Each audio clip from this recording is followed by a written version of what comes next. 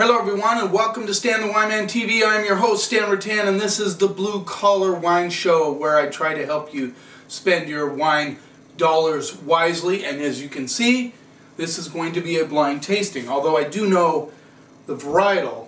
It's always fun to do blind. I remember last time I did a blind I was a little bit shocked. That the Gugal Côte de Rhône came in last place of the 3 Côte de Rhône that I tried. And that's because, and that's one of the things people always, they like blind. They think, that you're going to be more fair with your call on the wines. Not sure about that. I enjoy doing it just because I like to see the end result.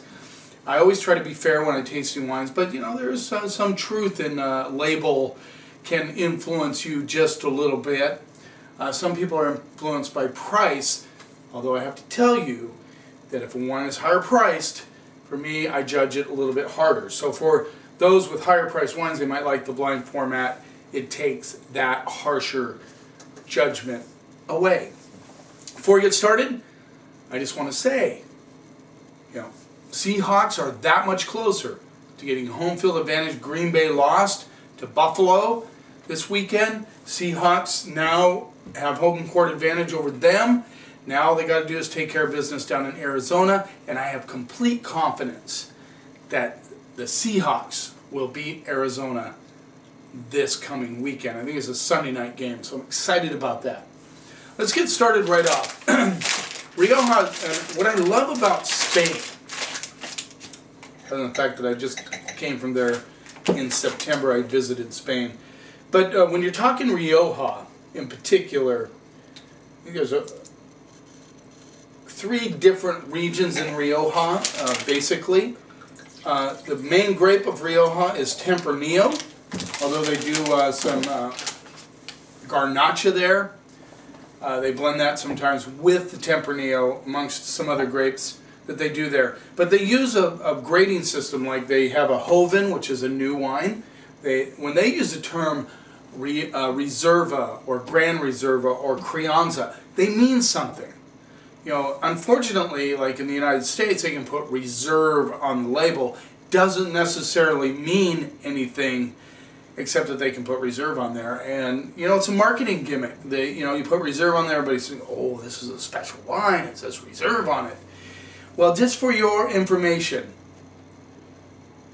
FYI, reserve doesn't mean that much in the United States or in Argentina necessarily. Some of the New World countries, they use this term. In Spain, for instance, a Rioja says Crianza, means it's in 1 year in barrel, 1 year in bottle, then released. It says Reserva, 1 year in barrel, 2 years in bottle, and then it can be released. And Gran Reserva is 2 years in barrel, 3 years in bottle, and then it's released. Now, some wineries will take a Crianza or Reserva and leave it a little longer in barrel, a little longer in bottle, but they don't go the full 2 years in barrel, they don't go the full 3 years in bottle. But you see, it means something. It has meaning to it. But like I said, the main grape of Tempranillo, there's Rioja Baja, Rioja Alta, and Rioja A Rioja, I believe is the other. I believe those are the 3 regions. I might got that last one wrong. I can always have a struggle with that one that has more of the more rain, a little more Mediterranean influence. But each region is different. They cultivate their. Maybe I wrote it down. I don't think so though. I always write it down just because, hey, I'm not perfect. I can forget things from time to time. No, Alvacia, Rioja Alvacia, I believe is the other region. But there's 3 kind of sub-regions in Rioja. That being said, each one contributes a certain sort of terroir or soil effect to the wines. And some of the wineries blend, some of them get them from specific areas. Anyway, let's see what we get on the nose. And one of the reasons I went with Rioja is because coming up, and we've mentioned this many times, Christmas, prime rib, Rioja is a great match with prime rib. So, let's see what we get on the nose.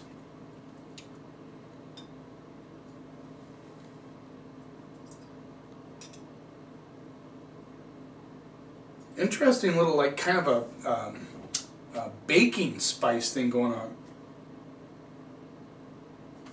This is a little challenged on the nose. I'm getting a little, like a lot of leather with just like somebody soaked cherry juice in the leather, but it's predominantly leather with a little bit of interesting baking spice action. By the way, in Rioja, they love American oak. That's their main oak that they use. Some are going to French oak, which, you know, is not a trend yet, but some like a French oak, but really they're in love with American oak. Get a backdrop of minerals like crushed rock. A little bit of perfume on the nose. Some tobacco. Let's see what we get on the palate.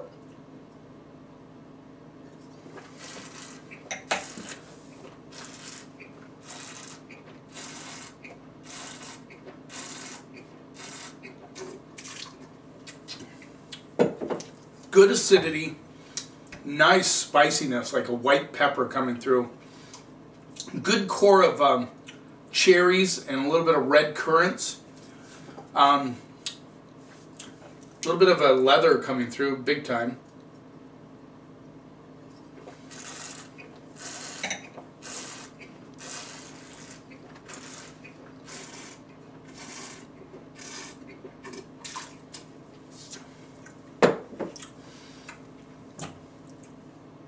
A lot of minerality on this wine, which you expect from an old world wine. Like I said, nice acid. I can see this. This really needs a slab of meat. Big chunk of prime rib, really seasoned. This would be really, really good with it. Don't do it with Christmas ham. Way too overbearing for that thing. But very, very nice grilled meat, prime rib, roast, stew, red. Classic Rioja.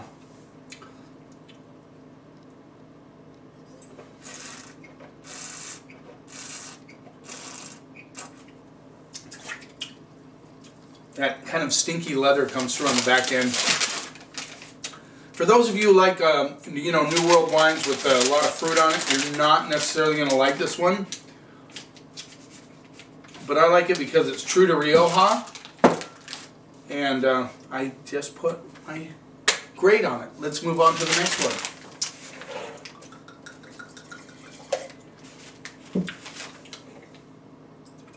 And I think it's really cool in Rioja that they, you know, wait to release like those Grand Reservas. And you can find some really good buys on Grand Reserva. I think, no, it's not. Marquis de Caceres is a very well-known label. I think their Reserva, or the Grand Reserva, is really reasonably priced. So this is number 2. Let's see what we get on the nose.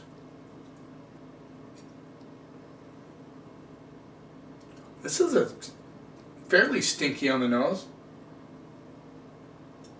Again, a little challenge. I get some black olive and cherries. A little bit of bark coming through. Interesting, get a little bit of a orange peel spice coming through on the back end of this.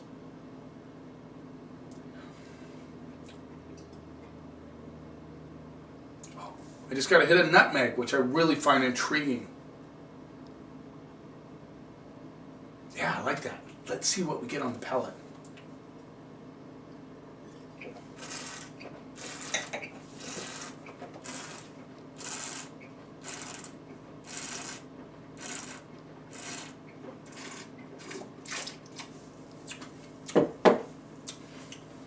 A lot of you out there that are not into old world wines are going to like this one a little bit more. It has a smoother palate. It feels smoother on the palate. A lot of red cherries, a little undertow of currants. Right when I was drinking it, that nutmeg element, I get just a little bit of nutmeg on the backside, which I think a lot of you will like that element of it. This is definitely a lighter style, and the other one's a lot more intense, a lot more old world, a lot more minerality. This does not have the minerals that one had.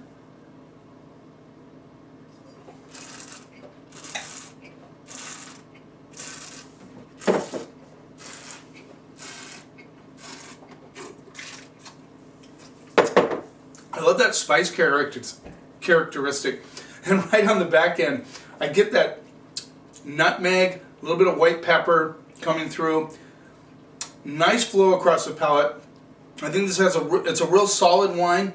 I can tell this is not quite as intense on the wood treatment as the other one, but that nutmeg, man, that is incredible.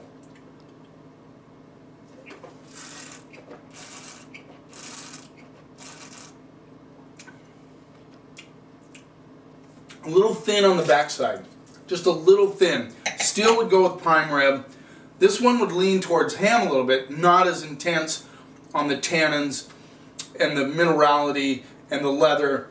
A lot smoother, a lot lighter on the finish than the other one.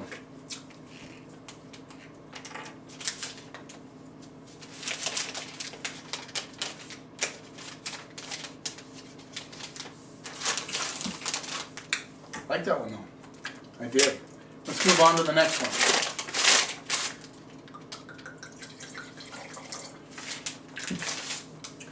So what I do is I take 3 bottles, put them in a bag, then I have somebody at work bag them up in a whole different order.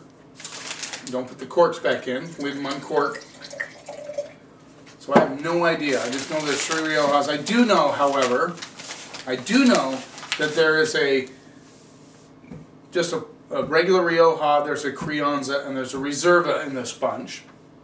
But I don't know. I'm guessing the middle one is the regular Rioja. I don't know until after we taste this one, we'll know. Let's go on. Let's see what we get on the nose. Incredible amount of barbecue spice, meat marinade coming through on the nose, big time. Black currants all day, minerality. It smells hot to me. I really doubt if it is.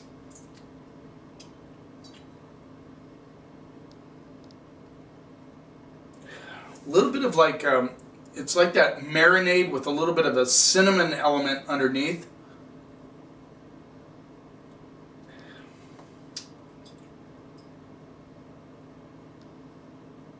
Get a lot of red flowers. There's really an undertow of crushed rock earth coming through on this one.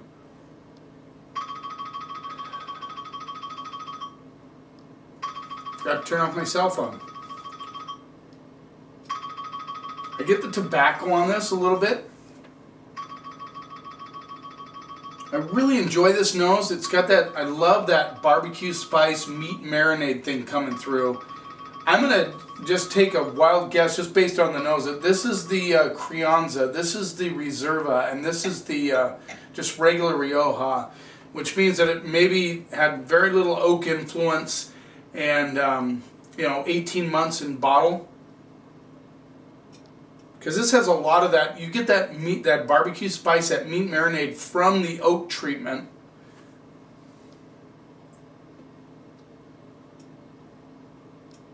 And a little bit of black licorice. Let's see what we get on the palate.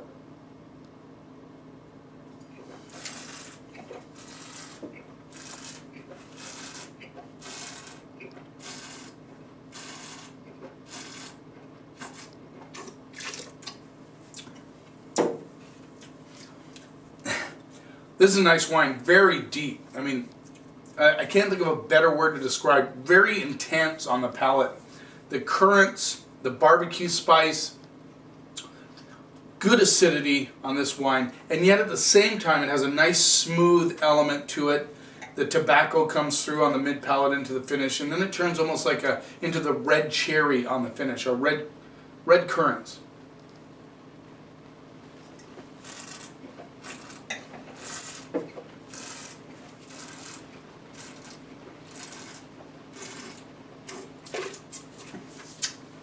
A little bit of forest floor coming through. You know, you get that kind of that rotting pine needle or fir needle sort of thing. You know, when you walk through if you ever walk through a forest with a really deep bed of decomposed, plants and stuff. That's kind of what we're talking about. Of course, it's the sense of that, really. Just trying to help you to figure that out, that you get, and that's a good quality in a Rioja. You really, want to see that in many Riojas. And when you taste it, you'll know what I mean. You'll know what the critics mean. It just has a little bit of that element going on, a little bit of leather coming through. This is a killer bottle. I mean, this is a killer bottle of wine.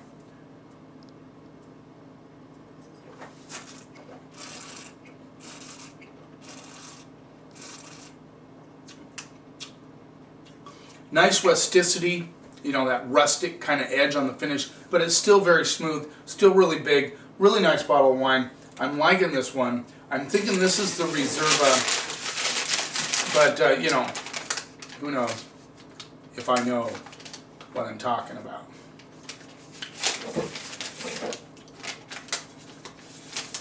Okay, let's unveil them. Always curious about this part of it. This is what I like. So, coming in last place is number 2. Oh, little Santa baby. Number 2 with a C plus B minus. Number 1 came in second with a B minus. And number 3 came in first with an A. I'm really curious about that one. So, let's unveil last place.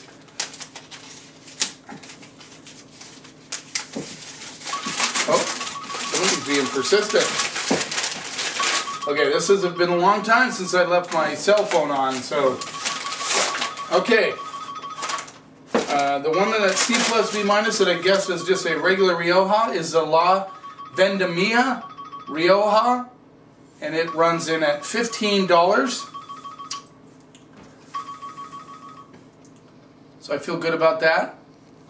It's just a nice, simple, I give it C plus B minus. It's above average, and it's $15, and I think a lot of you out there will like this wine. It's got a lot of fruit, a little thin on the finish, but overall not too shabby. Now, in second place with a B minus, number 1,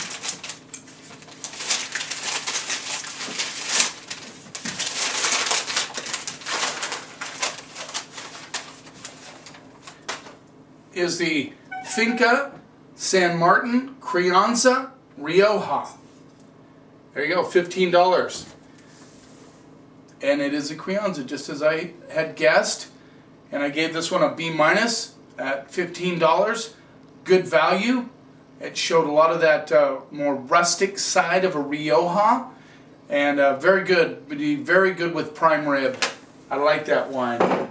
Let's move on to the next one. So, my palate did not deceive me, and that's what I love about Rioja and some of the, you know, the demarcation of, you know, Reserve, Crianza, you know, Joven, or just you know, not a Reserva or a Grand Reserva. They really do show the quality, the level of quality on the palate.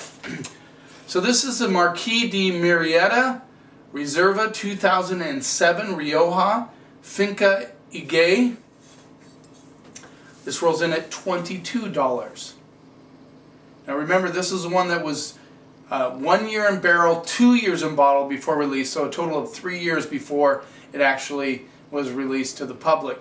And I really like this wine. I gave it an A. I thought it really showed some fantastic characteristics. Very smooth, be excellent with prime rib.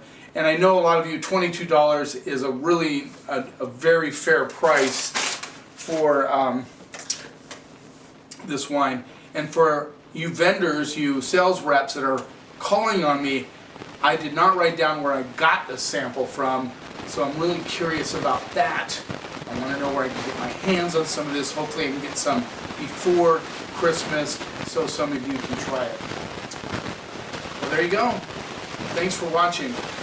And I just want you to remember, now this is a conclusion I've been working on.